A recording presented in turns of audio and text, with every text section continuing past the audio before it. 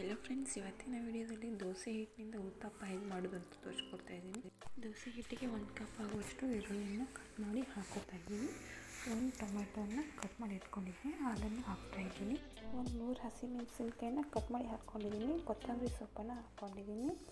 ರುಚಿಗೆ ತಕ್ಕಷ್ಟು ಉಪ್ಪು ಮತ್ತು ಅರಿಶಿನ ಪೌಡರನ್ನು ಹಾಕೋತಾ ಇದ್ದೀನಿ.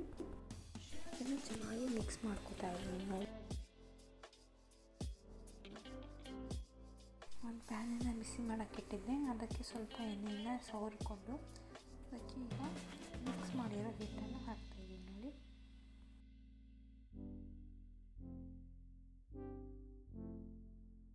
ನಾನಿಲ್ಲಿ ಮೇಲೆ ಉತ್ತಪ್ಪಕ್ಕೆ ಸ್ವಲ್ಪ ಎಣ್ಣೆ ಹಾಕ್ತಾಯಿದ್ದೀನಿ. ನೀವು ತುಪ್ಪನೂ ಹಾಕ್ಕೋಬೋದು. ನೋಡಿ, ಇಲ್ಲಿ ಕಲರ್ಫುಲ್ ಆಗಿರೋ ಉತ್ತಪ್ಪ ರೆಡಿಯಾಗಿದೆ.